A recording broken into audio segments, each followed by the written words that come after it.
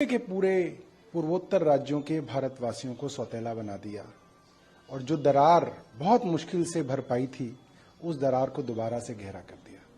कल सीएम ने भी कहा कि नेता सुधांशु त्रिवेदी, उनका बयान है, उन्होंने कहा कि दिल्ली विधानसभा का सदुपयोग आज तक सदुपयोग नहीं हुआ, दिल्ली के हित में नहीं हुआ, पॉलिटिक्स करने के लिए किया जाता है।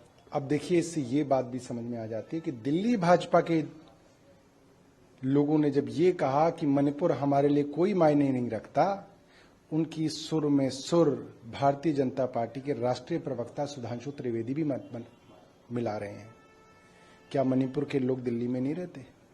क्या उत्तर प्रदेश के लोग दिल्ली में नहीं रहते? क्या हरियाणा के लोग दिल्ली में नहीं रहते? अरे दिल्ली भारत का दिल है, दिल्ली भारत की राजधानी है। कभी आप कहते हैं कि दिल्ली जो है भारत की राजधानी है, पूरे भारत की है, इसीलिए भारत सरकार को इसके अंदर हिस्सेदारी चाहिए। कभी आप कहते हैं कि दिल्ली जो है एक अलग राज्य है, दिल्ली दिल्ली की ही चर्चा करे, दिल्ली किसी और की चर्चा ही ना करे, तो दिल्ली बिल्कुल सौतेली हो जाती है। ये भारतीय जनता पार्टी क्या कहना चाहती है? भारत के किसी भी हिस्से के अंदर अगर किसी सैनिक की शहीदी होती है तो सबसे पहले दिल्ली विधानसभा के अंदर शुरू होते ही उसके लिए शोक व्यक्त किया जाता है। भारत के किसी हिस्से के अंदर त्रासदी होती है तो भारत के हर राज्य में और दिल्ली में उसके बारे में चिंता व्यक्त की जाती है। आज मणिपुर के ऊपर भारतीय जनता पार्टी के पास कोई जवाब नहीं है, इसलिए भारतीय जनता पार्टी चर्चा से भाग रही है। आज जो तीसरा जो द्वारका एक्सप्रेसवे पे सीएजी की रिपोर्ट में जिसका जिक्र, उस पर चर्चा होगी। द्वारका एक्सप्रेसवे मुझे लगता है सबकी आंखें खोल देगा। सीएजी की रिपोर्ट है, ये कोई अरविंद केजरीवाल जी नहीं कह रहे हैं, ये कोई आम आदमी पार्टी नहीं कह रही है, केंद्र सरकार का सीएजी कह रहा है।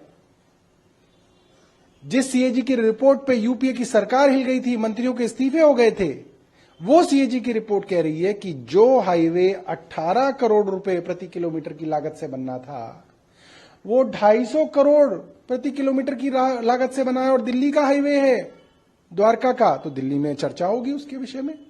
हम जानना चाहेंगे केंद्र सरकार से कि किसने इसके अंदर जो है लूटमार की है। एनसीटी अमेंडमेंट एक्ट पे भी चर्चा होगी, सीएम क्या भी उस पे भी बोलेंगे?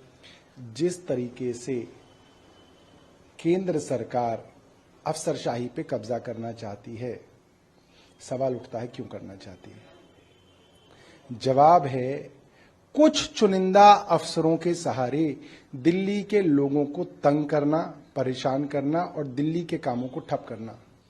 60 साल के ऊपर के बुजुर्ग बेचारे जो अपनी 2500 की पेंशन का पूरे महीने इंतजार करते हैं, उनकी पेंशनों को महीनों तक रोक देना। दिल्ली के सरकारी अस्पतालों के अंदर ओपीडी काउंटरों को महीनों तक के लिए बंद कर देना। मोहल्ला क्लिनिक के टेस्टों को तुरंत प्रभाव से बंद कर देना। मोहल्ला क्लिनिक के डॉक्टरों को मेहनताना जो मिलता है वो मेहनताना बंद कर देना। ये सारे के सारे षड्यंत्र क्यों किए जा रहे हैं? दिल्ली जल बोर्ड को दिल्ली सरकार का पैसा ना मिले, इसके लिए षड्यंत्र किए जा रहे हैं। दिल्ली जल बोर्ड के काम ठप हो जाएं, अस्पतालों के काम ठप हो जाएं, सीवर पानी के काम ठप हो जाएं, यमुना की सफाई के काम ठप हो जाएं। कौन अफसर कर रहे हैं? वो अफसर कर रहे हैं जो भारतीय जनता पार्टी की केंद्र सरकार के इशारे पे काम कर रहे हैं। और इसीलिए केंद्र सरकार को दिल्ली की अफसरशाही के ऊपर अपना पकड़ चाहिए, ताकि अपने तरीके से, अपने मनमाने अफसरों से दिल्ली के कामों को ठप किया जाए। शरद पवार का एक बयान है, उन्होंने कहा कि 15 कम बैक अगेन, और उन्हें मैं बताना चाहता हूं कि देवेंद्र फडणवीस ने भी यही बोला था, लेकिन उनकी पावर कम हो गई। देखिए, प्रधानमंत्री जी अगले चुनाव तक 73 साल के हो जाएंगे। प्रधानमंत्री जी खुद कहते हैं कि 75 साल में मुझे रिटायर हो जाना चाहिए।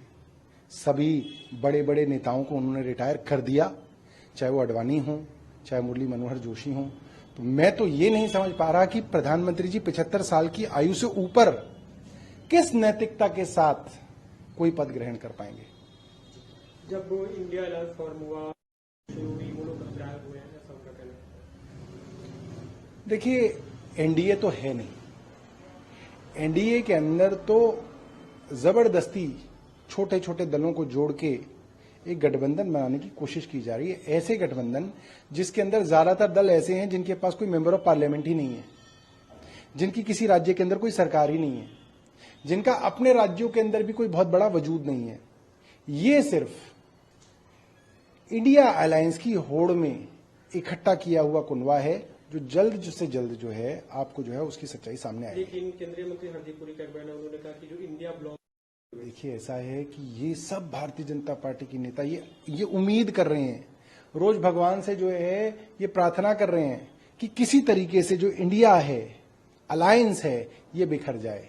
ये कोशिश कर रहे हैं क्योंकि इनके पेट में दर्द है, क्योंकि अगर इंडिया अलायंस रह गया, आप इस बात को नोट कर लीजिएगा, अगर इंडिया अलायंस एक साथ रह गया और एक साथ चुनाव लड़ गया तो कोई गुंजाइश नहीं है